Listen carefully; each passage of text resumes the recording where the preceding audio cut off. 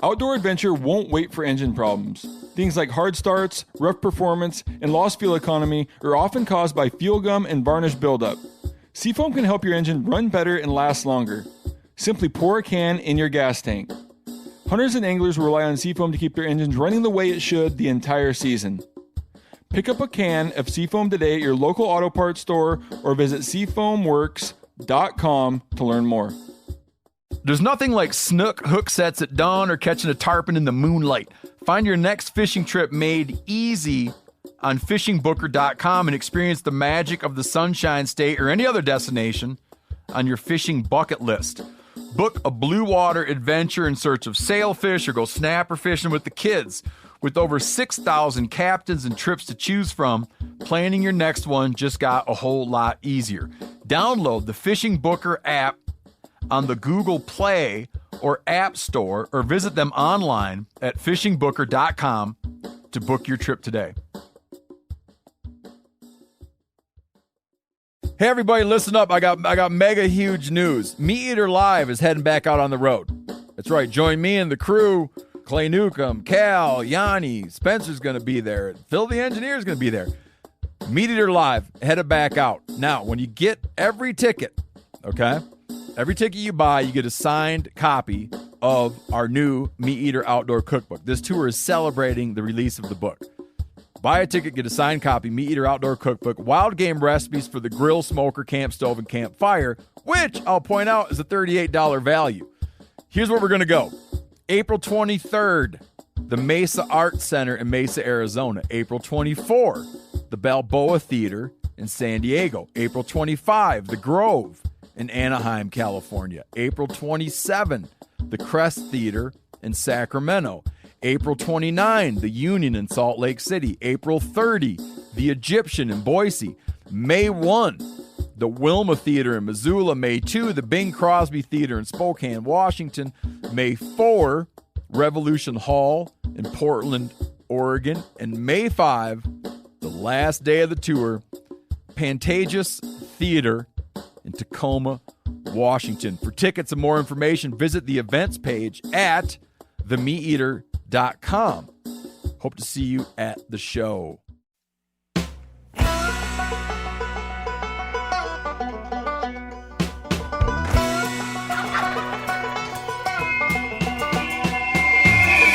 Welcome back, guys, to another episode of Cutting the Distance podcast. Today I got my good buddy Josh Boyd in the house. We're at the Western Hunting Expo here in Salt Lake City. Beautiful Salt Lake City. Josh and I kind of go way back. We've known each other for, I don't know, probably since 2010, 11, somewhere in there, through a love and passion for elk hunting. First became acquainted with Josh, seen some articles he wrote, some web articles on elk hunting, and I immediately loved the information he was giving out, but I also loved the voice. Different writers have kind of a different voice in their writings, and I always loved Josh's voice of his writing, so I became an instant fan. And then as I get to know Josh over the years, I like to kind of refer to him as the ElkMaster. You know, some people know about the movie Beastmaster. This guy is the ElkMaster. He's probably one of the most humble people you're ever going to meet, and he would never tell you about his body count on elk.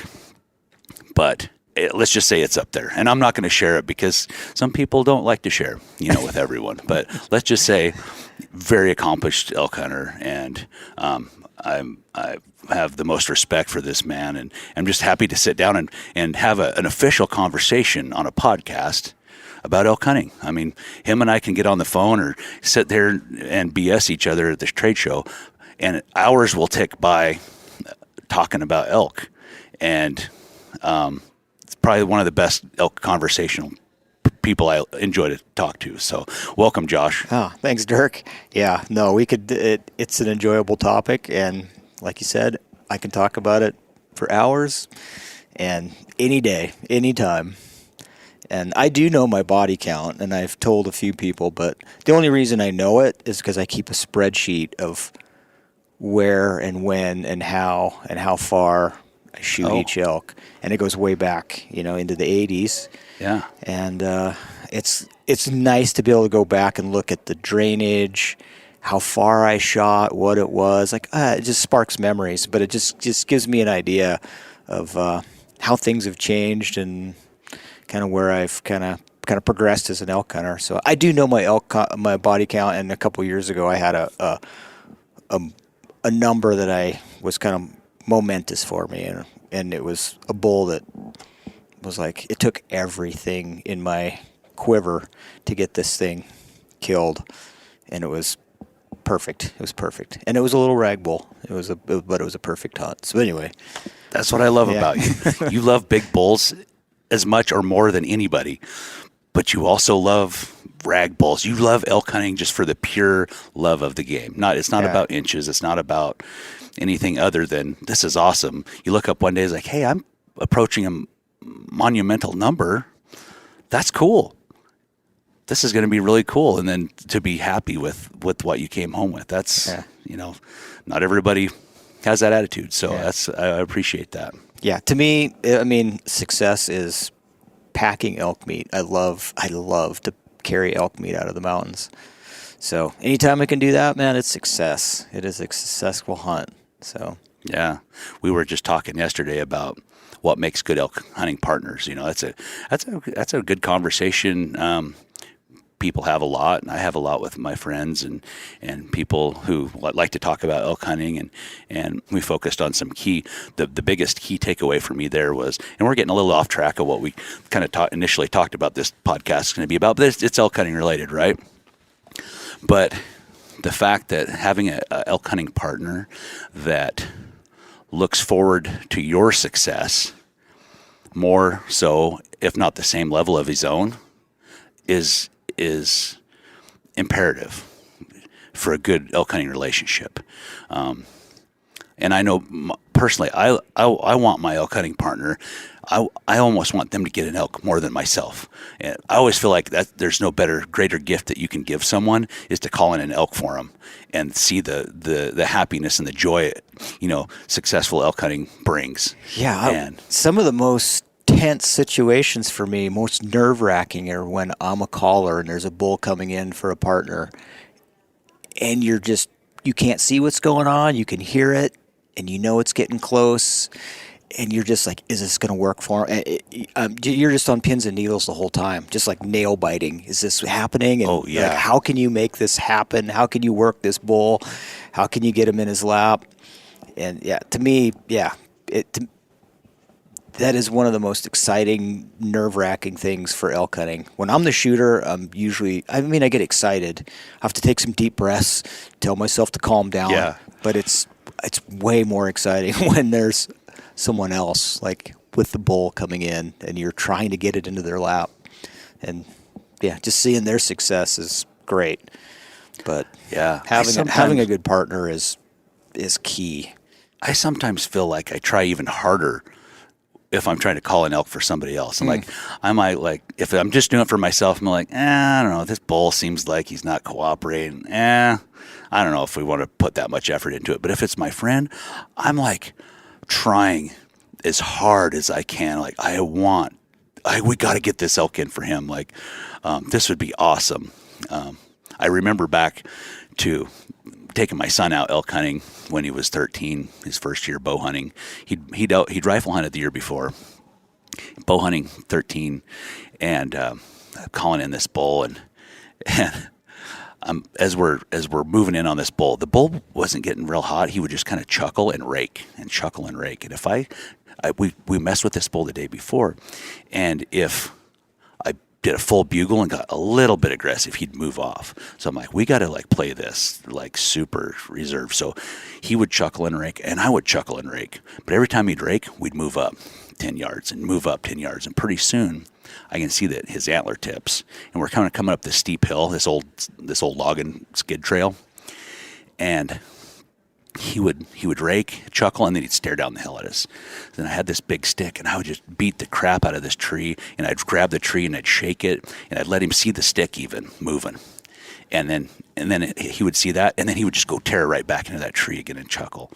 And then I'd tell my son, I'm like, okay, now he's raking, now move up. And he's like, Dad, why are you talking so weird? I'm like, what are you talking about? He's like, you're talking really weird. I've never heard you talk like that before. Evidently, I was excited. Like, I got up there, and he's got his head down, sneak up. I was talking funny, to him. But that's what, trying to get someone else in elk is all about. I get so excited for them. Yeah. It's like there's so much anticipation, you can hardly stand it. Yeah. So. No. Yeah, and it's nice to have a partner that feels that way for you. Yes. It's Yes. good. It's good to have that mix. Yeah. You gotta reciprocate. To Yes, your you gotta have partner. that. Yeah, Yep. you gotta be able to give and also receive. So Yep. it's a good relationship, and they're hard to come by. Yeah. I've developed some pretty good friendships in the local, in my community, and there's a couple guys that I can just rely upon to like drop everything and just like, yeah, let's go. I'm ready. Let's go hunt. You want to do this hunt over the top of the mountain range and come out the other side like a car-to-car hunt? Yeah, okay. I'm in without blinking an eye. Yeah. That sounds great. Sounds really fun. Oh, yeah. Some people might say, you're crazy, man. Yeah, it's a sufferfest, but And I know where you hunt, kind of. And when you would offer that up, I don't think there's very many people who would take that invitation. There's not. There's a few guys, but there's not many. Yeah. I mean, some people think it would be fun until they start into it. Yeah. And it just becomes it can be miserable. Yeah. Throw in some rain mixed with the brush. It's mixed with bulls that are not cooperative, don't want to talk. Yeah, and grizzly bears. And grizzly bears to boot. Yeah. Yeah. That's awesome. It's hard to get a taker on those kind of trips. It all sounds good on paper, and until it becomes a suck fest. Yep. But that's what makes, when you finally do find success, it makes that berry so much sweeter. It's not a bitter berry at all. It's like, man, that was so great, and it's a raghorn, and I just won the lottery. I feel like a millionaire right now because of how hard we worked for that thing. Yeah. There is that sense of, there's a lot of times there's a sense of, oh, what did I just do? Oh no, I'm in trouble. And so there's a lot of times I'm by myself too, and that when I do that, I pull the trigger or trip the release, and you hear the bull tip over or whatever, and it's like, oh no, okay. I guess this just got real. Yeah. It got real. And then you rely upon those same people to come help. I've got, 2 or 3 guys that they will drop their whatever they're doing at work. Like, yep, I'll tell my boss, I'll take a day of vacation, come help you pack meat, which is, that's worth more than gold. Yeah. When you have people like that. Yeah. You can't pay for that kind of a friendship. Like, you could offer people, I'll give you $500 to come pack meat. They'd be like, hey, I'm not doing that. You're crazy. I know where that is. That's terrible. It's wet. It rains. Yeah, it's raining right now. Yeah. But at the same time, I've done the same. This past year was one of those years where I had a couple bulls. I killed 2 bulls last fall, one in Montana, one in Idaho, and I needed help with both of them. And I had some buddies that, it was weekdays. It was one day, the one in Idaho was raining really hard. Wind was blowing. We had to pack this thing uphill, up this ridge, through brush. There happened to be a grizzly bear right there in the area that came in that night. Like, when we went back in the morning, there was fresh tracks, like probably within 75 yards of the meat pole. Wow. And we all kind of got our spidey senses tingling when we saw that. But the bear didn't get on the meat for some reason. I don't know if the wind was not blowing over to the trail the bear came up, but I could see from the track, I could see my meat hanging right there. Wow. So anyway, it was a difficult pack, and these guys pulled through. They were laughing and giggling the whole time. I have a picture of them sitting on the hillside taking a break, and they're all just smiling, making jokes. And fast forward like a month, I got a text message from, I just settled into my hunting camp. I drove a camp up on top of this mountain. It was super cold, like 10, 15 degrees out, snowing. Early November, I think, and I was going mule deer hunting. And I was planning on hiking way out on this ridge in the dark.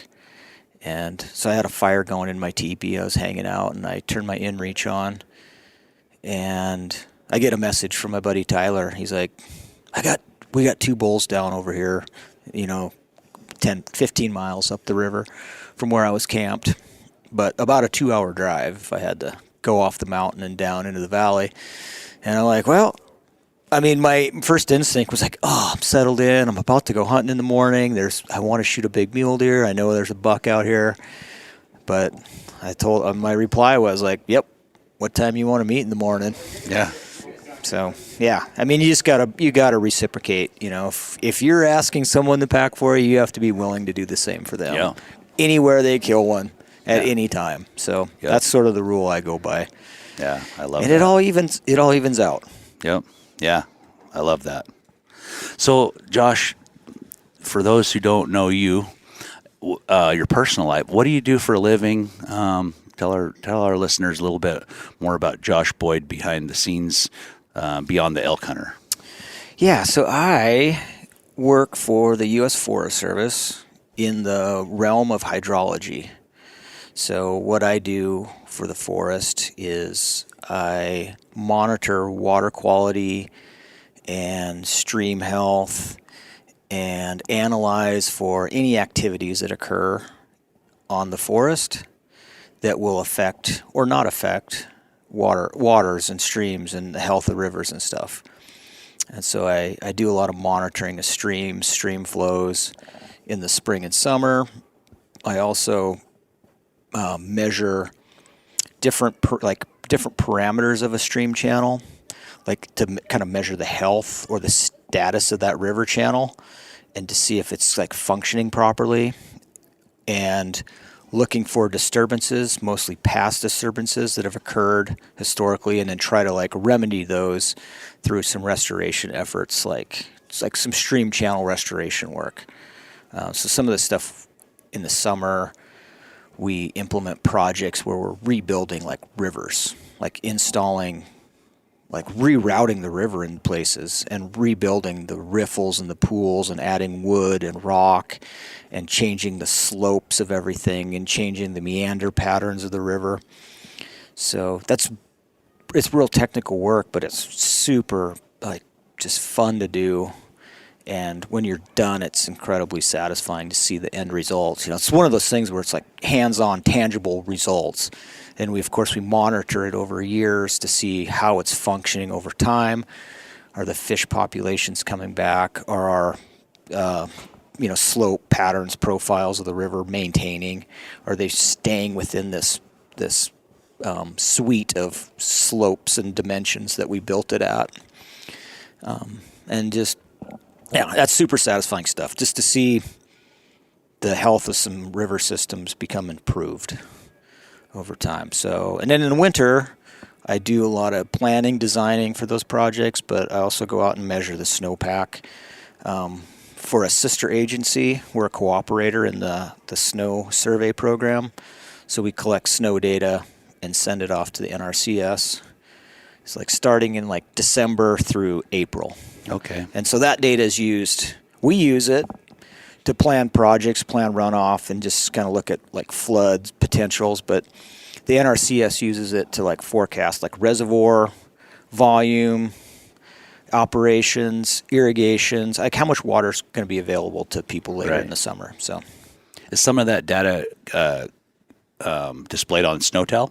Yeah, that's exactly what Snow Survey is. So the SnowTel data is just automated sites that measure the snowpack and give you kind of a real-time reading sense of what's up there. And a lot of those sites are fairly high elevation, so it's giving you good information at the upper elevations. But the snow course surveys that we do are all manual measurements, and we'll go out at the end of every month and physically measure it by like stabbing the snow with a snow tube, coring it, and weighing that core to see how much water is in it. And so we'll measure typically 3 sites in a drainage area and get a high, low, and medium elevation range to see what's happening up and down, the mountain. Okay. So, what's happening, like, some winters we might get real warm storms come in and the snowpack builds up pretty decent up high, but in the valleys it's been raining. So up high, say like right now, we might be at like where I live, we might be at like 75% of normal up high, and that's what the snow tells are reading. Right. But when you go out and measure the low elevation stuff by hand, they might be like at 35%. Oh, wow. So it kind of gives you an idea like how much snow is out there spread across the landscape. So Interesting. yeah, but yeah, that stuff online is just a good way to look at the snowpack and see where we're potentially sitting. Right. It gives a rough idea. Yeah. Yeah, that's interesting stuff. Yeah, if you guys ever get bored or wondering about, my elk hunting spot, look on SnowTel and, for that real-time data. It's kind of interesting. And there's some places that get some incredible, like in the Bitterroot Mountains, get some incredible snowpacks and linger a long time. It's just, different. And you look at different states, their snow doesn't linger as long. It doesn't pile up as much, but they have really, they're known for big winters. It's so interesting from one part of the country to another. I think if you have any kind of interest in that, you can really geek out on that stuff. Oh yeah, you can spend hours on it. Yeah, that's cool. Yeah, you can look at each individual site and it'll display a graph of like what the maximum amount was ever recorded at that site, what the minimum amount, and then what the average is. And it's usually, like this nice green line through the graph, and then it'll plot where you're at for that year as the snowpack builds and where you are compared to that average line. And it's always changing until you get to that peak point on the snowpack building. Right. But yeah, it's interesting stuff. It's fun to see where it'll also show you where it starts to melt out and what the average melt out point is. Right. So it's good for planning like spring trips. Yeah. I use it all the time for spring bear hunting. Yeah. I'll look at it and say, oh yeah, we're definitely on track to melt out 2 weeks earlier than normal, it looks like. So, and kind of plan accordingly. Yeah. Yeah, that's cool. So how did you get into bow hunting for elk? Did you have like a mentor in the beginning, or how'd that all go? Yeah, that's a good question. So, ever since I was a little kid, I've always wanted to hunt. But my dad didn't bow hunt. He rifle hunted a lot. My dad grew up in Wyoming. My dad and his brother were always hunting elk. They hunted up in the Wind River Range as kids, and even into young adults. But then they both moved to Montana and continued to elk hunt. And I would elk hunt with my dad and my uncle, and deer hunt and all sorts of hunting. But my dad didn't bow hunt. But I really had this fascination with archery gear since I was 5 years old.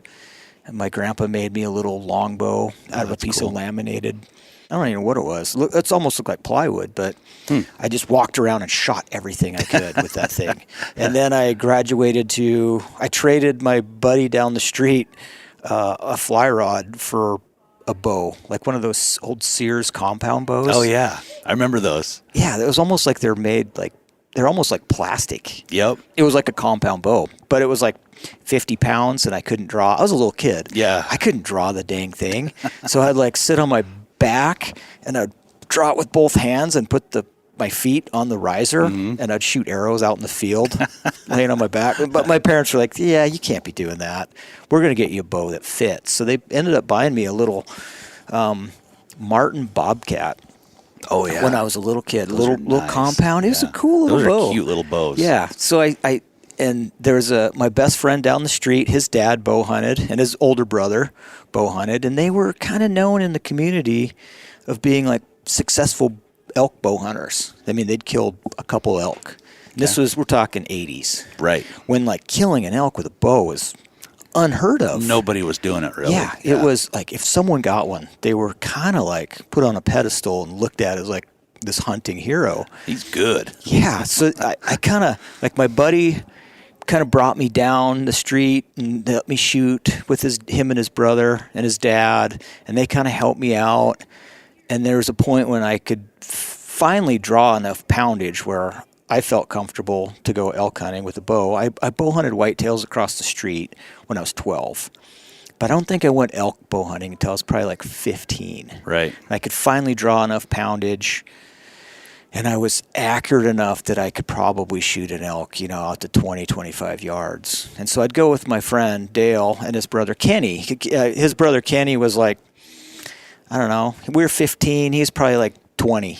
Okay. Yeah, so he was out of high school and he's kind of living on his own, had his pickup, and he would take us out, and he was a good caller. But I was just kind of tagging along, learning the ropes from those guys. And Kenny would shoot a bull like almost every year. And so he's a good elk hunter, but I just didn't get any like real good opportunities at elk when I was with him. But I was just learning the ropes, kind of figuring it out. Yeah. So it was without those guys kind of taking me into their wings, I probably wouldn't have been able to go elk hunting. My dad didn't have a lot of time in September to take me out. My mom was great. She helped me out as much as she could. While my dad was off, he did a lot of fire stuff with the Forest Service. He was a Forest Service guy as well, but he did a lot of like fire stuff. So he was always gone in September. But my mom would take me out and like drop me off at my tree stand, and then come pick me up after dark.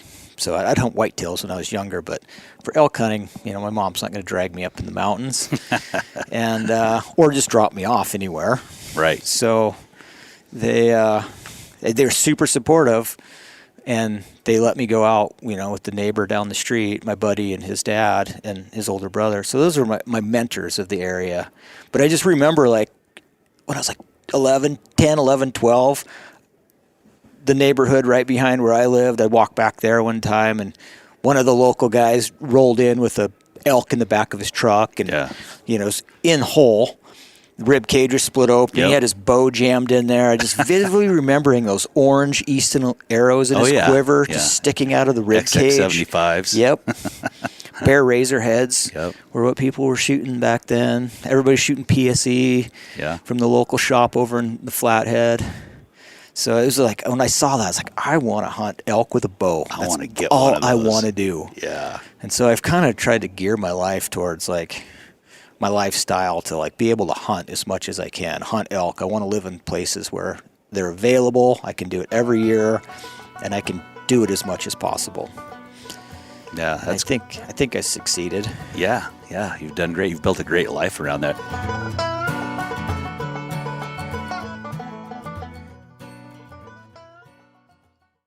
We've all seen plenty of gadgets and fads come and go, but here's one product that stood the test of time. Seafoam motor treatment. Lots of hunters and anglers know that seafoam helps engines run better and last longer. It's really simple. When you pour it in your gas tank, seafoam cleans harmful fuel deposits that cause engine problems. I'm talking common stuff like hard starts, rough engine performance, or lost fuel economy. Seafoam is an easy way to prevent or overcome these problems. Just pour a can in your gas tank and let it clean your fuel system. You probably know someone who has used a can of seafoam to get their truck or boat going again. People everywhere rely on seafoam to keep their trucks, boats, and small engines running the way that they should the entire season. Help your engine run better and last longer. Pick up a can of seafoam today at your local auto parts store or visit seafoamworks.com to learn more. There's nothing like snook hook sets at dawn or catching a tarpon in the moonlight. Find your next fishing trip made easy on fishingbooker.com and experience the magic of the Sunshine State or any other destination on your fishing bucket list. Book a blue water adventure in search of sailfish or go snapper fishing with the kids. With over 6,000 captains and trips to choose from, planning your next one just got a whole lot easier. Download the Fishing Booker app on the Google Play or App Store or visit them online at fishingbooker.com to book your trip today. Hey everybody, listen up. I got mega huge news. Meat Eater Live is heading back out on the road. That's right. Join me and the crew. Clay Newcomb, Cal, Yanni, Spencer's going to be there. Phil the engineer's going to be there. Meat Eater Live headed back out. Now, when you get every ticket, okay? Every ticket you buy, you get a signed copy of our new Meat Eater Outdoor Cookbook. This tour is celebrating the release of the book. Buy a ticket, get a signed copy, Meat Eater Outdoor Cookbook, wild game recipes for the grill, smoker, camp stove, and campfire, which I'll point out is a $38 value. Here's where we're going to go. April 23rd, the Mesa Arts Center in Mesa, Arizona. April 24th, the Balboa Theater in San Diego. April 25, the Grove in Anaheim, California. April 27, the Crest Theater in Sacramento. April 29, the Union in Salt Lake City. April 30, the Egyptian in Boise. May 1, the Wilma Theater in Missoula. May 2, the Bing Crosby Theater in Spokane, Washington. May 4, Revolution Hall in Portland, Oregon. And May 5, the last day of the tour, Pantages Theater in Tacoma, Washington. For tickets and more information, visit the events page at themeateater.com. Hope to see you at the show.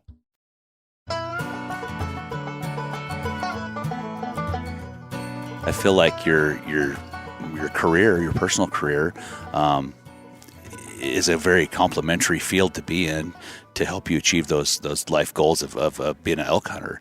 And you're out in the mountains a lot. You probably see some elk sign, and you probably make a little mental notes, and just having the love of the mountains and the outdoors that's so complimentary. It's just like you live the dream. Yeah. Being able to spend as much time as I do outside is just unbelievable.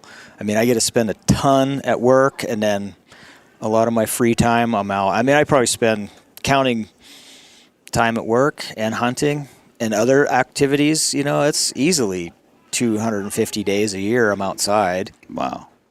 That's awesome. But yeah, it's fun. It's good. Yeah.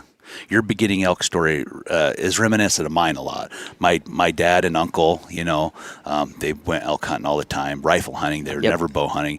In fact, my dad was always, them damn bow hunters. He's just, you hear all the stories. Somebody'd find an elk with an arrow in it. It's really hard to tell if you find an elk with a bullet in it sometimes. Yes. It's always, at the time the bow hunters really got a lot of blame. And I showed interest too. And for as long as I can remember, I wanted to hunt elk and deer and anything, big game. But elk and deer were on the menu for where I lived in Idaho. And my first encounter with elk in September, I thought I was going to shoot a bear at this pond. And I was 14, and my dad dropped me off like an hour before daylight, and I walk over and sit next to this pond. I've been seeing bear tracks. I'm thinking, oh yeah, this bear's going to come in the morning at first light and get some water. I'm going to get him. And I sit there and hear a bunch of brush popping, and out pops these cow elk and a raghorn bull, and they come over and get a drink, and the bull goes out in the pond and splashes around. And I'm like 20 yards from these things, sitting, leaning up against a tree with my rifle, hunting bears, and they wander off, and I was about ready to explode. Like, I have got to get to town and buy some arrows. I had a bow at the time, a yard sale bow I'd bought. Yeah. It was like a Bear Kodiak Magnum 50-pound, but I didn't even have a good arrow to shoot out of it. I didn't even know if I could hit the broadside of a barn. But I'm like, my dad come pick me up. I'm like, okay, we got to go to town. We got to buy some arrows. We got to get broadheads and an elk tag, and I'm going to come back tomorrow. I'm going to shoot this elk. He's like, you're not shooting an elk with a bow. You can't kill elk with a bow. I said, yes, you can. I know people. There's the same thing. There's those guys in the community, like, they get an elk pretty often with a bow, and it can be done. And he's like, no, I'm not doing it. I was so pissed. I was so deflated. I was so mad. That's about the only thing good going I had going. We didn't have anything fun to do. I lived in a town of 800 people in North Idaho. There's nothing to do. We didn't have video games. We didn't have, right. I mean, we get to watch Gilligan's Island at 3 o'clock in the afternoon. That was about the highlight of your day, right? So I was just like, I was so crushed. I'm like, well, I told him, I said, well, next year I'm working all summer. I'm making my own money, and I'm going to buy my own bow and everything. He's like, okay, yeah, whatever. So anyway, I worked hard, bought my bow, bought a brand new compound bow, bought all the arrows, bought my Easton orange arrows, XX75s, had a high country trophy hunter bow, built in Lewiston, Idaho. Yep. Yeah, that was a big local brand for sure. Yeah. Bought some camo, and my dad's like, wow, you're really serious about this. I didn't squander a penny on anything other than hunting stuff. Bought some diaphragms and bugle tube, and he's like, I'll tell you what, if you kill an elk, you kill a bull elk, I'll pay you back for everything you spent. I'd spent, I don't know, $500. Which was a lot. A lot of butt money for, a 15-year-old kid. Had been bucking hay bales all summer, sweating like a dog, And fast forward, like third day of season, I bugle in this bull and shoot it, kill it. and my mom, she took me out. We had elk close to town though, so I didn't have to hunt the mountains. Okay, We were down the low country, and my mom, she was sitting in the pickup waiting for me. She could hear the whole thing. Me get this bull bugle, and she heard all the exchange, and then everything went quiet. And then I come back to the truck. I'm like, I got it. So I sent her back to town. That's awesome. Yeah, I sent her back to town to get my dad, and she's like, well, get your come along and your $500. Dirk just shot a bull elk. And he's like, no, he didn't. He did. So we had this old beater truck we used to haul firewood in. Yeah, So wood truck. So 4-wheel drive. He brought that and he had this big chain driven come along, and we found the bull, we recovered the bull, gutted it out. We were able to pull the truck right up to it, load that sucker whole, with the come on, nice. loaded a hole. And I don't think I ever seen my dad so proud, ever. I bet. He was so pumped. He made good on the deal, paid me, but I talk about mentors. I didn't have a lot of mentors. There were some of those guys in the community. One of my high school teacher I had, Mr. Powers, he taught physical science and math and calculus and all this stuff. And I wasn't one of the smart kids. I didn't take any calculus. I think I had general math and physical science. So, but he was just a dick at school. Like he was just, he kind of talked funny and he talked fast and he's kind of hard to understand and the kids kind of gave him a hard time and he would get mad and just he was a little bit of a dick. But one day it was like right after Labor Day weekend, he brought a big elk rack in. He's like, I got this bull, shot this bull with my bow. And I was like, Mr. Powers is cool. I think he might be cool. So I went over to his house after school one day. I'm like, hey, can I shoot your target out here? And he had a target out in his yard. So that was the year before I started bow hunting. So then he's like, yeah, you can shoot my target. So I practiced. I'd go shoot his target, and he'd tell me elk hunting stories about, calling in bulls, and he'd get to telling the story, and he just started cussing like a sailor, like this mother effer this and It's blah like, blah. this guy is cool. Yeah, he was dropping like he had the horrendous language, right? And I was like, holy cow, this guy's like so cool, and. Man, and for years, for decades after that, I'd just go visit him and his wife, sit in their house and visit. And so I would call him a mentor. And another guy, I had this friend growing up, who's my age, and him and his dad were into archery big time. And his dad was a very accomplished tournament shooter and had shot a lot of elk with a bow. And this is in the 80s in Idaho, the heyday, right? Yep. I thought this guy is like pretty much God of elk hunting. Yep. So I'm like, Rick, you got to tell me help me out here. I'm trying to learn how to call elk, and how do you do it? And he's like, I bugle a lot different than everybody else. I'm like, oh my God, this is going to be great. My brother-in-law, Randy, who was my best friend at that time when we were growing up in high school, he was there with me, and we're just all ears, really just hanging on his every word. And he's like, well, most people, they take their tube and when they bugle, they kind of go to the left. I go to the right with my tube. And he was just like dead ass serious. And I'm like, okay. And I'm waiting for the rest of it. And that was it. And I looked at Randy. I'm like, we've been had. This guy don't know shit about calling elk.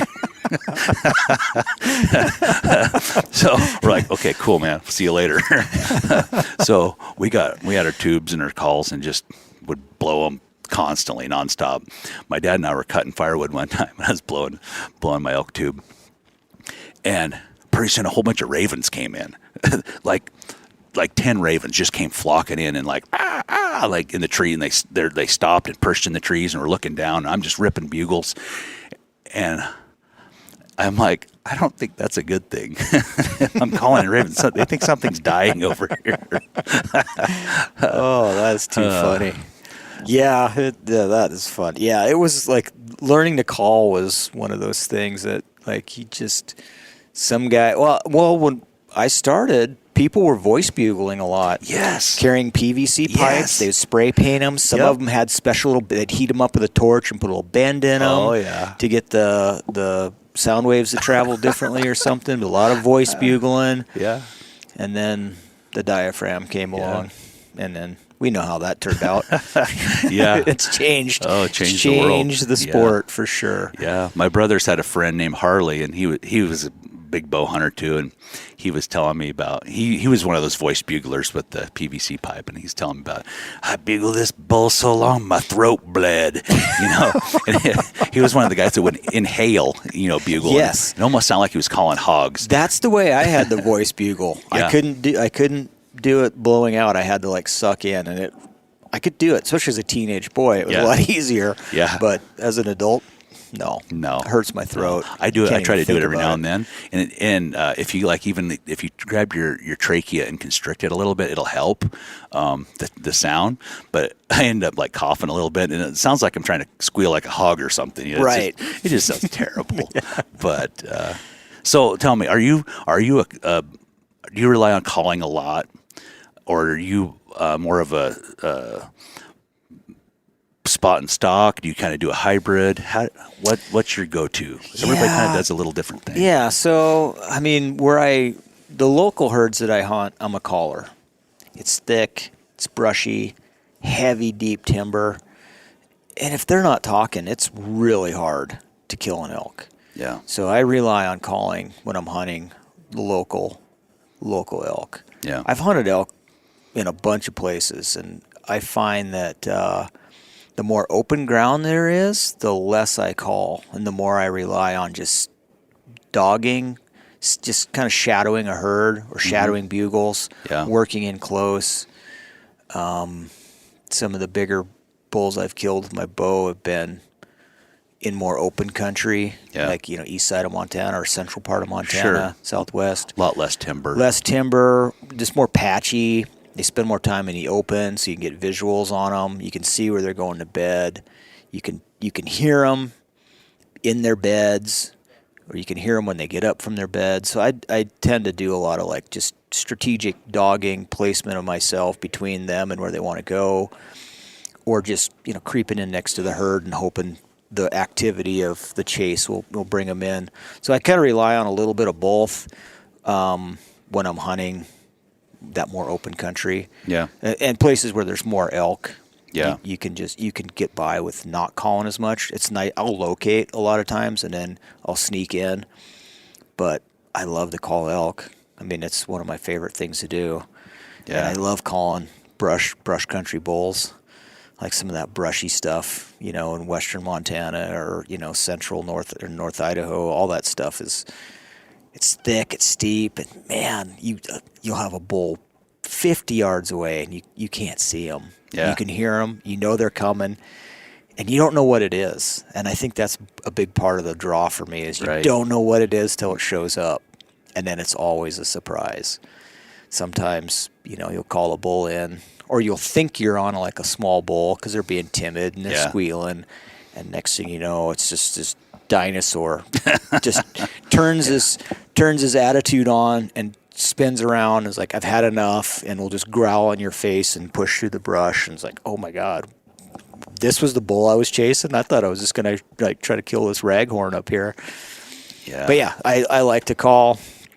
That's my preferred method, but I try to be well-rounded as much as I can. I like to be as good a hunter as I possibly can, and if I silo myself into like one particular technique, then I don't know. I don't feel I'm all that well-rounded.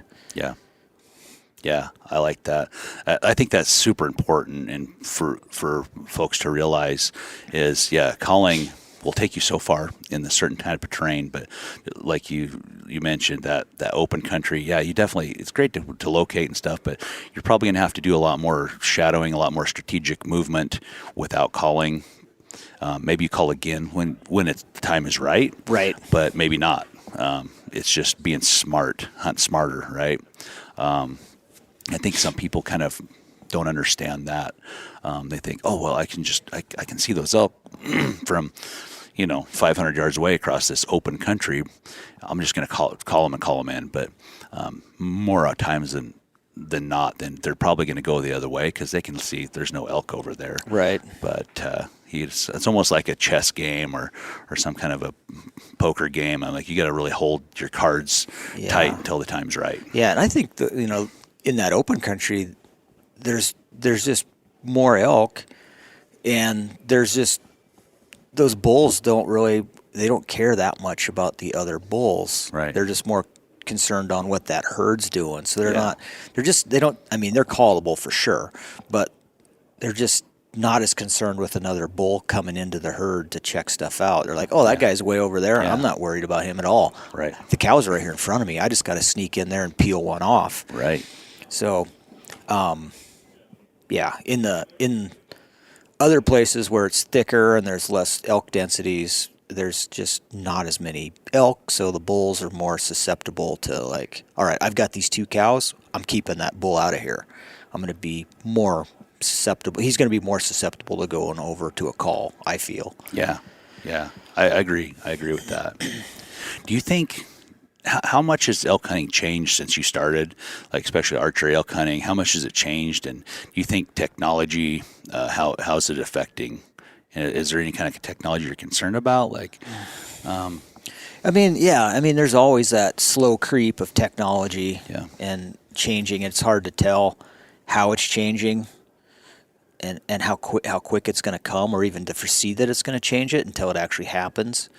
But I mean, it just seems like there's there's been a slow creep of electronics on bows. You know, there's been I know there's states that outlaw like electronic sights and stuff like that. There was one, I think Garmin made one where it had a rangefinder built in, and a pin would light up at the range, and it made, to me, it's like it's kind of taken away some of the art of bow hunting. Yeah. And bow hunting to me is supposed to be hard. It's not supposed to be efficient. Yeah. I kind of like a little bit of struggle to go along with it. Don't get me wrong. I like to kill elk, and I want to make sure I do it efficiently. Right. But that just means I need to shoot effectively, and I need to limit myself. I don't need to shoot at 80 yards. I'm not effective at 80 yards. I can do it, but I'm not going to kill anything efficiently. So I don't know. I think just there's a little bit of I don't know. There's stuff in the zeitgeist out there right now that people think they need to shoot long distance, and I think it would be nice if people would just kind of dial that back a little bit. It's great to practice at long distance. It's great to be proficient. It makes shooting something at 30 yards a slam dunk. Yes. And I think just that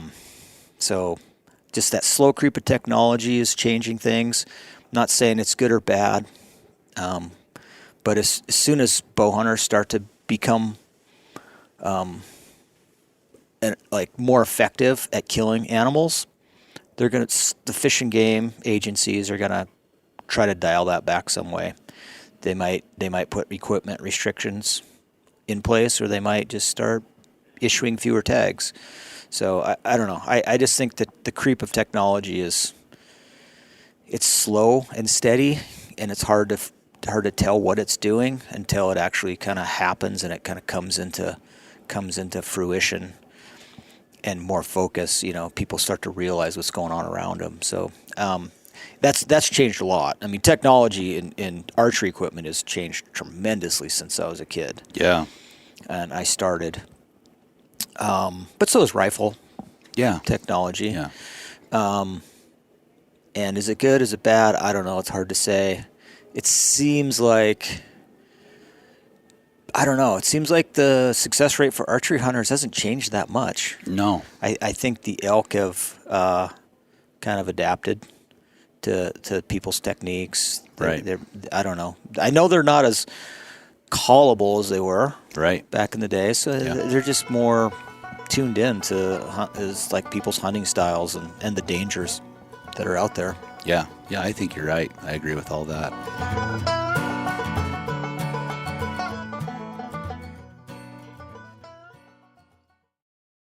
We've all seen plenty of gadgets and fads come and go, but here's one product that stood the test of time: Seafoam Motor Treatment. Lots of hunters and anglers know that Seafoam helps engines run better and last longer. It's really simple. When you pour it in your gas tank, Seafoam cleans harmful fuel deposits that cause engine problems. I'm talking common stuff like hard starts, rough engine performance, or lost fuel economy. Seafoam is an easy way to prevent or overcome these problems. Just pour a can in your gas tank and let it clean your fuel system. You probably know someone who has used a can of Seafoam to get their truck or boat going again. People everywhere rely on Seafoam to keep their trucks, boats, and small engines running the way that they should the entire season. Help your engine run better and last longer. Pick up a can of Seafoam today at your local auto parts store or visit seafoamworks.com to learn more. There's nothing like snook hook sets at dawn or catching a tarpon in the moonlight. Find your next fishing trip made easy on fishingbooker.com and experience the magic of the Sunshine State or any other destination on your fishing bucket list. Book a blue water adventure in search of sailfish or go snapper fishing with the kids. With over 6,000 captains and trips to choose from, planning your next one just got a whole lot easier. Download the Fishing Booker app on the Google Play or App Store or visit them online at fishingbooker.com to book your trip today.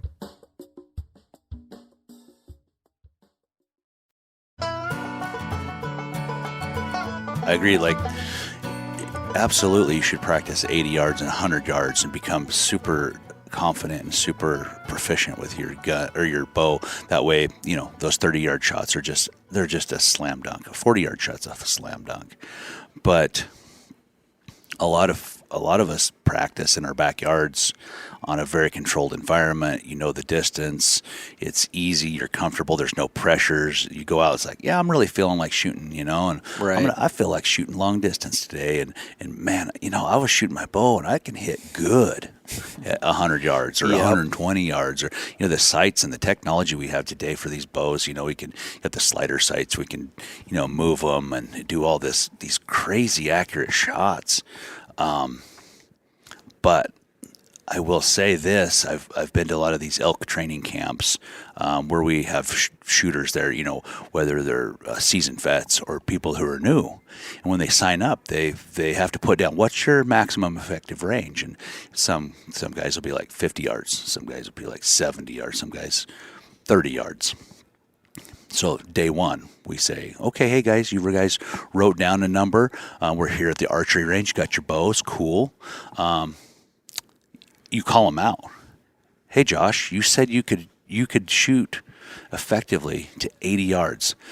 We're standing at 80 yards right now. There's the elk target. I want you to draw your bow back and shoot.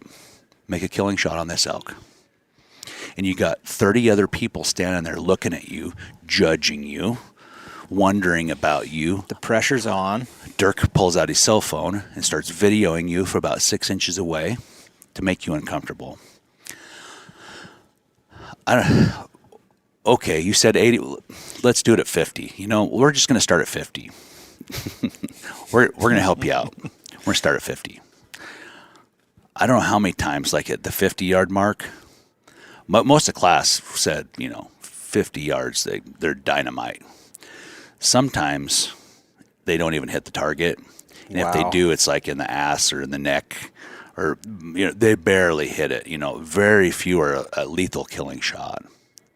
And the whole point that we're trying to get at is what we're trying to like get that like dose of reality. You know, you're here in comfortable clothes on a flat ground. It is uncomfortable to shoot in front of people. It's intimidating. We've raised your heart rate. We've made you uncomfortable. You couldn't make the shot you think you can execute, that you said you can execute. So let's get real with ourselves. Let's take a closer look at ourselves. And I think a great way to do this is go to like events like TAC. Yes. You know, absolutely. you're like such true life type shots, and there's some shots that stretch out. Like, way out. Hey there, Mr. Accuracy guy. We got 80 yards straight downhill, 30 degrees or whatever. Through the lodgepole. Through lodgepole. Go ahead and take that shot. Yeah. And it's astounding of how tough those shots are. And there's some people that can make, they're still great, but still, that's a foam target. Yep. Factor in, this is day 7 of a hunt. You're dehydrated. You just sprinted 300 feet straight up this hill to a bugling bull. You're out of breath. Your heart rate's pounding. You have a pack on your back. And here comes the biggest bull you've ever seen in your life. And if your wife told you if you come home without any elk meat, you're a dead man. You can't tell me there's any more pressure than that, right? How about that 80-yard shot? Yep. I feel like we have to like police ourselves and look internally and be like, we can only take the most ethical shots that we know that we're going to put that elk down quickly and humanely. And even on good shots, those 30-yard shots, 20-yard shots, they can go awry. Yes. Easy chip shots can go awry through no fault of the shooter, but things happen. Elk move. They're a living animal. Oh, they can yeah. whirl, they can move, they can do something different than you anticipated and make a easy good shot into a bad one, and now we have a tough tracking job. And if you're at 80 yards, all that stuff just amplifies. So Yep. I think everybody just needs to really be honest and really look internally. Like I want to have a good experience at this. I want to have the best hunt ever, and I don't want to taint it with taking bad shots. Yeah, no, So- I hear you. I try to be conservative with my shots. Yeah. I mean, that being said, I've made bad shots, but you know what? The ones I have made have been kind of at that stretched out distance. Yeah. When I say bad shots, I'm talking like a shoulder. Right. You know, seems pretty superficial. You know, at the end of it, I'll always follow up, regardless. You never know, but you know, usually those shoulder shots end up in being a bull walking away, probably sore, maybe a little tender in that front shoulder, but never. It's never fatal. I've never seen them be fatal. And it's like you just have to like step back and reevaluate. Like, okay, what went wrong? Why did I feel I could take that shot? And what am I going to do different next time? Yeah. So back to your mentorship and people who got you into hunting, and did you have someone who instilled ethics and etiquette into your hunting persona? Did you have somebody like was it your dad, your uncle, or grandpa, or maybe one of your mentor friends down the street that said, hey, this kind of behavior is unacceptable. We only do this kind of hunting etiquette to other hunters. We only take these ethical shots, or this is what ethics are all about. Did you have somebody mentoring you with that, or did you kind of have that internal thing where just maybe the way you were raised as a kid that kind of to set that bar for you? Yeah, I mean, I think it was a little both. I mean, the way I was raised by my parents is one. I mean, they're very ethical people. But, you know, as a kid, you kind of always are a little bit rebellious, and you kind of want to, you know, kind of push away from your parents' thoughts and ideas and whatnot. But peer pressure is a big one. I mean, that drives ethics for sure. You kind of behave like your peers, especially when you're a teenager. Sure. But like some of the ethics I learned from like my best friend down the street and his older brother and his dad. One of the biggest things was like hunting spots are sacred. Yes. Well, we're going to take you here, and we're going to enjoy hunting with you, and you know, have as much fun as you want, but don't bring anybody else here, and don't tell anybody else that you're hunting here. And if you do want to come back, ask. Yeah. I mean, it's public land. Everybody has a right to go hunt there, but not everybody knows where to go hunt. So just don't spread the word. If you want to go back there and hunt, ask us, and, you know, we'll say yay or nay. But I've kind of I've taken that to like the next step. It's like I never try to invite myself on a hunt with anybody, and I try not to like go, like if I get taken to a spot, even to this day, man, that's like I was brought there as a guest, and I'm going to treat it as that. I'm not going to go back and tromp through that area without that person like saying yay or nay. Yeah. I mean, I've been back to places that I've been shown by other people, but I'll call them up and say, hey man, do you mind if I go in there? Back in you know, I know we were hunting in there together in archery season, but I was thinking of going in there for rifle. Are you okay with that? Yeah. Oh yeah, go for it. So it's sort of that's the big ethic in my area is like, if you're shown a spot, that's not your spot. You're a guest. You're more than welcome to go hunt it, but please just, you know, ask. And even like some of my best friends were that way still. Yeah. So, I kind of learned that from the folks down the street and my best friend Dale.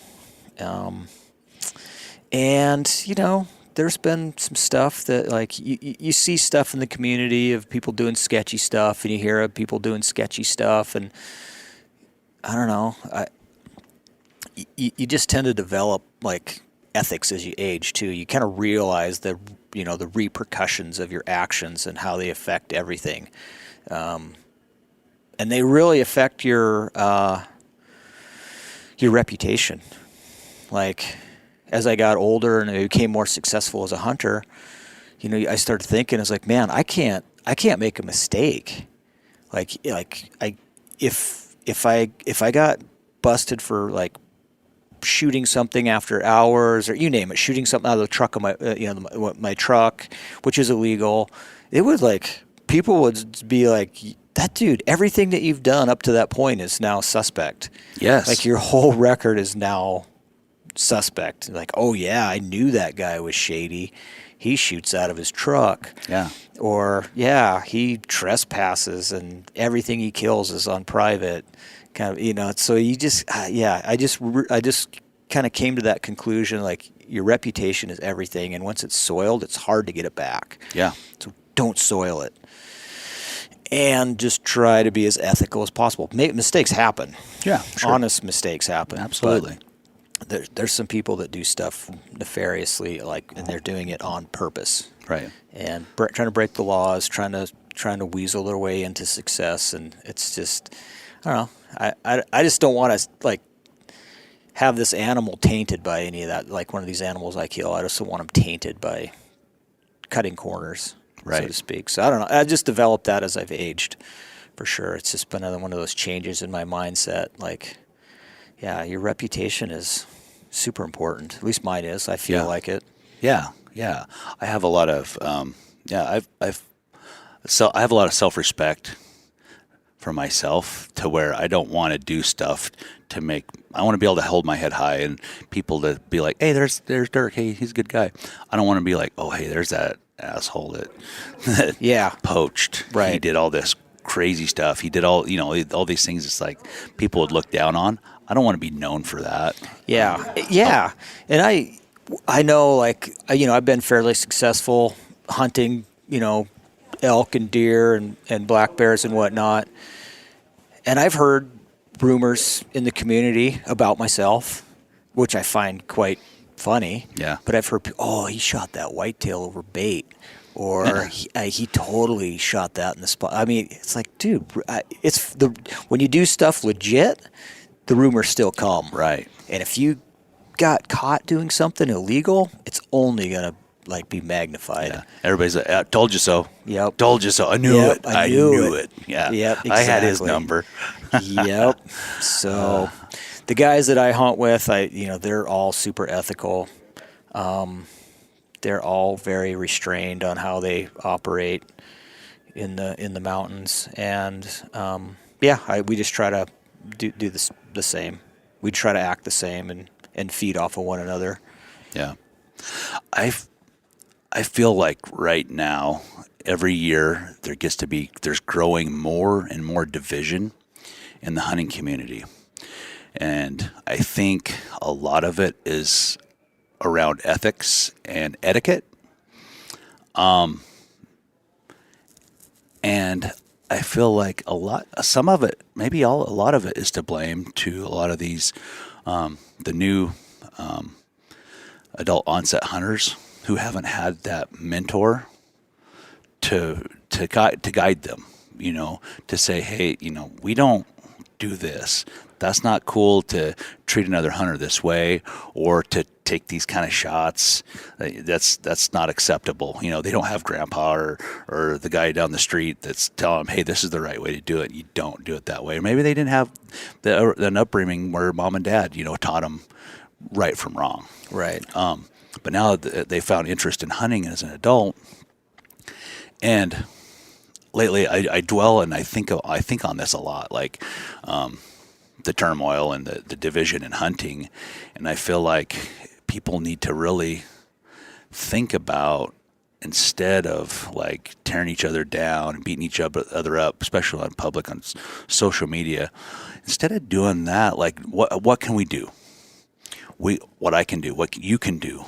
And I think it's like, hey, be that mentor that you always had, or that you maybe wish you had, but you kind of had to learn the hard way. Be that mentor to some new hunters. Maybe it's a 40-year-old person, a 50-year-old person is just getting into hunting, but they don't have that point of reference and understand those ethics and etiquette. Help them out. Right. Teach them. Tell them, yeah, I'll take you hunting, but it's a sacred spot. If I catch you in my spot again, I'll kill you. You bring somebody up here, it's going to be bad. Whatever. That's the worst part. However you're going to explain it to them, but let them know that's unacceptable, and that's what's accepted among the whole hunting crowd.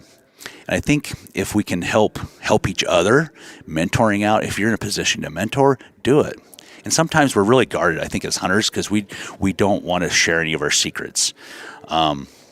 But maybe sharing the right secrets and sharing some things with people in a positive light on how to act and how to behave in the woods would go a long ways. And I think I really want to kind of like really almost start a movement. I don't know if I don't want to start the movement, but I really want to open that conversation and people that listen to this. I really want them to like think about that and kind of think, I could probably do better helping people out. Being better. I think we all just need to start treating each other better. Yeah, because I agree. Anti-hunters looking in at us, they're like, look at these jokers. We can take them down so easy. They're so busy bickering with themselves about stupid shit that they're an easy target. Yeah, we really are. Yeah. I mean, hunting is competitive by nature, especially when you start throwing multiple people out into the same area, chasing a limited resource. And I think if people just need to be more polite to one another. I mean, that's what it all comes down to. Yeah. Just being polite and more aware of like what other people are thinking, feeling, doing. And I don't know, just kind of just take a step back and think about how you would want to be treated in that situation. Yeah. Yeah. I mean, because it is getting competitive out there. And people do some kind of crazy stuff. Some people lose their mind. Yeah. Over, elk especially. People really lose their mind over elk. They'll do some dumb stuff to get an elk. Yeah. They're hard to kill. They're hard to come by. And some guys only get an opportunity once every so many years. And they will push their grandkid out of the way to shoot a bull. Get out of the way, kid. I'm shooting. Yeah. So yeah, it's almost like a fever takes over. They lose their mind. I've seen it. I've seen guys do it. Yeah. But I think if people become a little more just self-aware and aware of other people, I think it would go a long way. It's a good starting point, maybe. Yeah. But man, I see some stuff online, some bickering going on, and just some shots, low blows, back and forth. Yeah. Name calling. Yeah. It's uncalled for. Pretty crazy. Yeah. People get so heated. Yeah. Well, we're all passionate about it. Yeah. Sometimes, like, let's say you do have something to say online, and push pause for a minute.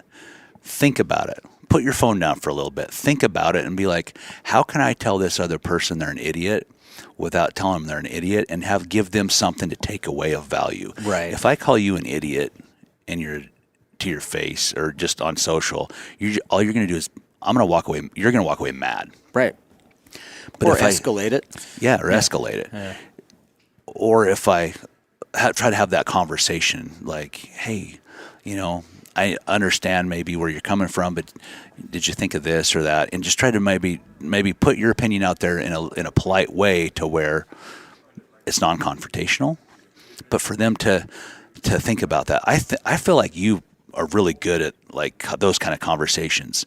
Me and you here at the show have had some conversations, and I kind of get off track a little bit, and like I start like getting pretty opinionated, start forming an opinion. And you're like, yeah, and what did you? There's another thing to think about, this and that. We're talking about wolves and habitat and elk dying and all this stuff, and it's so easy to get really ingrained into this mindset, and it's so good and refreshing to have someone point out another point of view and a thought process in a constructive way that someone starts thinking about it like, he ain't wrong.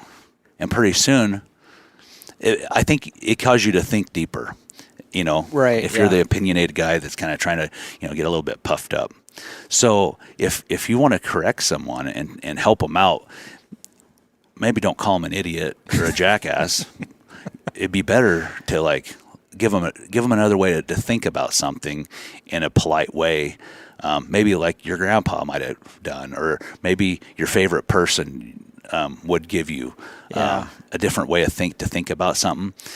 That's how real change happens. That's how relationships build. Yeah. I mean, putting people on defense. I mean, when you start like just attacking somebody, you immediately put them on defense, and you're not going to change their mind. Right. I get that way. I mean, it's how things get delivered to me makes me, if it's delivered a certain way, I can stop and think about it. And I try to be very open-minded with different thoughts and ideas. And Yeah. I'll try to think about it as much as possible. But attacking somebody, it never works. No. It's like trying to convince your grandpa that he's wrong. Yeah. When people get so like conditioned in their mindset, it's just like, well, hear them out, think about what they said, and maybe just throw out something that they might not have ever thought about. Right. And try to throw it out in a way that they have to chew on it for a little bit. Yes. Yeah. And for all transparency, I'm not going to try to sit up on a pulpit here and say I've never been that other guy, the hothead. I'm a little hot-headed, and I've probably said some things online before that's like, I was kind of an asshole. I probably shouldn't have said that. But I'm trying to have more self-awareness. And if I can't change me, how can I change anyone else? So I think all of us can take that look in. How do we change things for the better in ourselves and our fellow sportsmen? Yeah. But I agree. I think we need to be more unified. Yeah. Because, we're not, the antis are going to be antis. They're going to attack, and they've got their techniques on how they're going to go about change. But the way they're starting to change things is they're bringing stuff in front of the voters. And you have to realize the majority of the voters are not anti-hunters. They're not pro-hunters. They're neutral. And we need to figure out how to convince them to vote against the antis' agendas that they're pushing through. Super important. I mean, the majority of people kind of have a favorable look at hunting until it looks unfavorable. Right. Until it's in a spotlight that looks nasty, gross, Tainted. and tacky. There's some stuff here at the show that I walk around and look at. I was like, dude, if some neutral media that were just kind of like, want to see what this is all about and put it online or put it on the local news network. It's like, do they need to see iguanas getting shot in the head, monkeys getting shot in the head with an air gun on a big screen on the back of the No. convention center? That is not a good look. No. That's something that I don't know the context of what that stuff was filmed in, but it just has a bad look.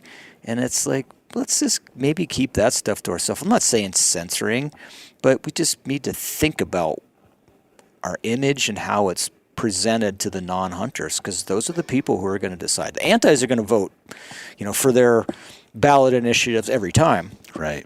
It's like, how are we going to convince the rest of the general public who are non-hunters? How are we going to convince them to vote for us? Right. And preserve what we have? Because it's super important that we continue this North American model of wildlife management.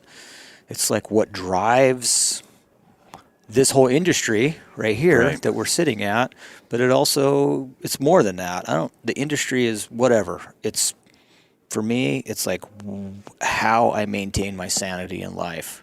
Yes. I need to go to the mountains and hunt every year. I need to spend this time by myself thinking through problems of life and working through stuff that's occurred and how I've treated people in the past. That all gets worked out in my mind, and I typically come out with some type of resolution in my brain, like, okay, now I think I might be a better person and I would handle that differently. And when you're hiking around doing stuff, you're not just thinking about hunting. No. You're thinking about all sorts of stuff. And to me, Self-reflection, it's just a way to just, yeah, it kind of like grounds yourself back to like who you really are. What's really important. Yeah. So anyway, I need that.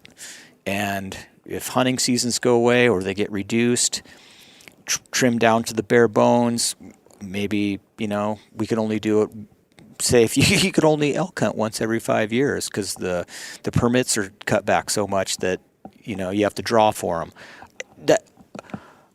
I don't know what I'd do. I'd be hurt. I think I'd just start doing drugs. I might be down here on the sidewalk living, in rags. Yeah. Yeah, right? Yeah, right. I don't know. There's something to it that keeps my sanity. And those shocking videos and stuff, for us people who've hunted their whole lives, we've seen animals die. We've seen them die at our own hand. We're not as sensitive to those things. Right. But for non-hunting people who have never experienced this lifestyle, it's very shocking. They've never seen a wild animal, any kind of animal die in real life. And to see one die in maybe a manner that's not super respectful, that's hard to watch. It's hard to see. And I have to think it gives people immediately like you use the word gross. They would say, that's gross. That's shocking. Right. That made me feel something inside, and I don't ever want to see that again, and I don't agree with that. Unfortunately, that all gets lumped in with all hunters and all hunting in general. Right. So I think, you just got to be mindful of it. Is it legal? Yes. Right. Should everybody see it? It's not. It's maybe not for everybody to see. Right. Maybe you want to show people that you got to go into a little area that's just not blasted all over the whole show. Right. Or keep it amongst your friends. Keep it the ones your that friends. think it'd be fun or cool to see. But the stuff, just keep it tasteful. Yeah. Keep it tasteful. Keep it classy. Like like us. Yeah, like us. Yeah. The pinup girls of the 50s, right? That's completely different than what's going on with that type of material these days. Like, yes. Back in the 50s, it was a little risque. It's pretty classy. Today, there's some real nasty stuff out there. Yeah. So think down in mind. And also, how would you go into a local church and start using a bunch of foul language? It'd be very insulting. It'd be very revolting to a lot of the people in there. You wouldn't. So if you have that like restraint in a setting, then why would you talk like that in another public setting or show things in a public setting that could be offensive to people who didn't know about hunting? So I just think you should keep it classy. Yep, I agree. Yeah. So if you could tell your 12-year-old Josh anything about elk hunting, if you could go back and say, Josh, I'm from the future. Here's some information. What would you tell yourself? Oh, man. Well, one, I would tell myself, build points wherever you can, early as possible. As soon as you can. But as far as just like general elk hunting, I would probably tell myself, just be prepared to work hard, and success is going to come if you do that. Yeah. And I would give myself the information of like, all right, stretching yourself out and doing hard hunts is mental. So just work on figuring out how to like get more mentally comfortable hunting elk, like way in the backcountry. Yeah. And you're going to have more bulls. You're going to kill more bulls if you can do that. Yeah. So, I mean, those are the things that when I was first started, like getting away from the road and the truck was like, ooh, we're way out here. If we get an elk, what are we going to do? I didn't realize, I mean, I hadn't killed very many elk when I was, I killed my first elk when I was like 13 with a rifle. Yeah. And it was a cow. And we got elk out whole. Right. My uncle managed a ranch down in southwest Montana. So I got to go hunt that ranch in rifle season. I did hunt it a couple times in bow season after I got like a little older. But I mean, elk we killed down there, we'd go shoot them out in the sagebrush, as they're coming up out of the meadows in the morning, heading up to the timber, and we'd just go pick them up in the truck. So everything came out whole. Right. We'd hang them up with the tractor, skin them. Sure. They had a walk-in cooler. We'd hang them in there while we were down there. It was awesome. It's awesome. Unbelievable. It was great. But Easy. when I started hunting on my own, off in other places, I just didn't realize like how much work it was going to be, and I was scared. I knew how much work it would be, but I was just scared. Of putting that much work into it, and how punishing it could be. And so I think I definitely limited myself on where I would go and how far I would go. And it wasn't good elk country where I would hunt. So I would probably tell myself, man, it's not that hard. Work at it, and you're gonna be successful, more successful. Yeah. So that's what I'd want for the young Josh. Yeah. Be more successful when he's younger. Yeah, I love that. Well, man, this has been a great conversation. It's been where awesome. can people find you on Instagram? You're still writing web articles. Yeah, so I do gear reviews for Rockslide. So you can find me on Rockslide, which is kind of gear backcountry centric kind of discussions. It's a topics. forum. It's a forum with like gear reviews and articles like on the homepage, but it's mostly just like a forum. Yeah. So you can find me there. Username's just Josh Boyd. There's articles on the main page you can find that I've written, shelters, backpacks. I do a lot of like gear reviews on like backcountry gear. Yeah. Which I love, I'm a gear geek.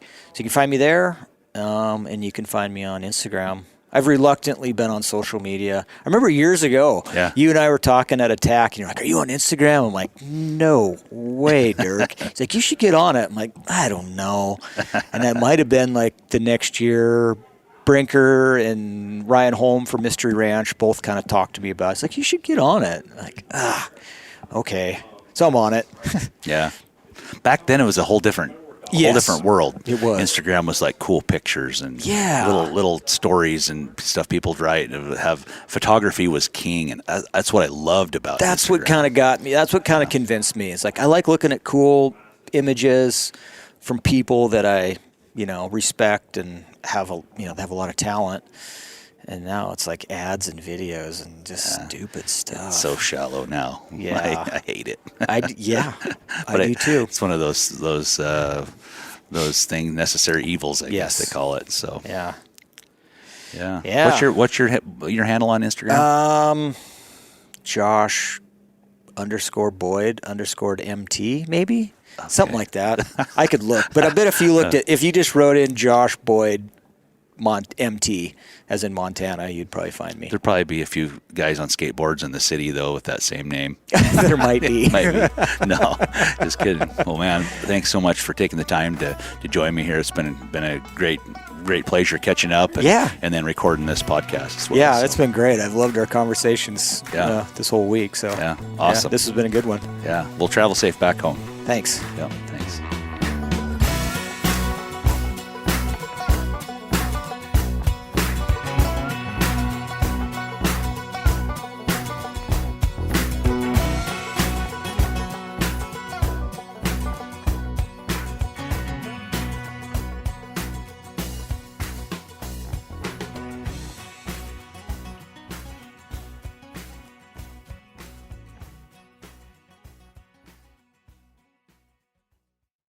Outdoor adventure won't wait for engine problems.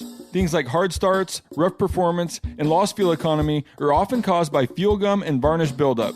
Seafoam can help your engine run better and last longer. Simply pour a can in your gas tank. Hunters and anglers rely on Seafoam to keep their engines running the way it should the entire season. Pick up a can of Seafoam today at your local auto parts store or visit seafoamworks.com to learn more. Hey everybody, listen up. I got mega huge news. Meat Eater Live is heading back out on the road. That's right. Join me and the crew. Clay Newcomb, Cal, Yanni, Spencer's going to be there. Phil the engineer's going to be there. Meat Eater Live headed back out. Now, when you get every ticket, okay? Every ticket you buy, you get a signed copy of our new Meat Eater Outdoor Cookbook. This tour is celebrating the release of the book. Buy a ticket, get a signed copy, Meat Eater Outdoor Cookbook, wild game recipes for the grill, smoker, camp stove, and campfire, which I'll point out is a $38 value. Here's where we're going to go. April 23rd, the Mesa Art Center in Mesa, Arizona. April 24, the Balboa Theater in San Diego. April 25, the Grove in Anaheim, California. April 27, the Crest Theater in Sacramento. April 29, the Union in Salt Lake City. April 30, the Egyptian in Boise. May 1, the Wilma Theater in Missoula. May 2, the Bing Crosby Theater in Spokane, Washington. May 4, Revolution Hall in Portland, Oregon. And May 5, the last day of the tour, Pantages Theater in Tacoma, Washington. For tickets and more information, visit the events page at themeateater.com. Hope to see you at the show.